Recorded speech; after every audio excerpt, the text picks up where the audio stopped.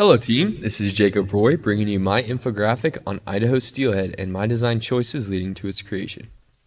To begin, I will go over my choice of content and its order in the infographic. I start off with a title that invokes curiosity and offers a dilemma for the audience. My thesis follows with the purpose of adding a rhetorical appeal to the individuals this could possibly affect. Now moving on to my data, I added an order of increasing complexity, starting with a simple pie chart, and then moving to more detail-oriented graphs and visuals showing the story of declining steelhead numbers throughout Idaho. And finally, I tied all my data together by showing what exactly is causing this change shown in plot number 5.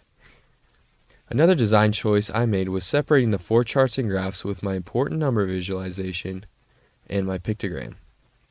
This was effective in getting rid of an overall repetition. After my data story was told, my conclusion brings everything together and offers a call to action to the audience. Alright, now for my principal design choices. I started with using proximity by placing visuals below their short explanation and using spacers to separate them. This can be seen in all 4 graphs and in the pictogram. I then added a visual hierarchy by increasing the size of important information and implementing a darker dominant contrast. I used a vertical subalignment principle for each numbered portion and an overall horizontal alignment for each block.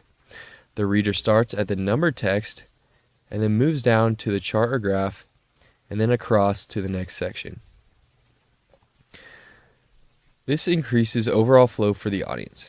Another minor design choice I chose was adding the use of small images of steelhead in my pictograph, which correlates to my infographic topic and adds to overall closure.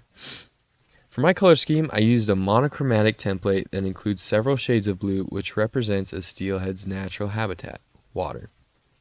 I then added to this using the 60-30-10 rule, using a blue as 60%, dark gray as 30%, and orange as 10%, which is also a complementary color to the blue. Finally, my font style included the use of a serif font for longer sentences with smaller font size, and a sans serif font for smaller statements with larger font size. My choices and principal design details offer a precise, easy-to-view infographic that gives the audience a data-focused description of my topic. Thank you for listening.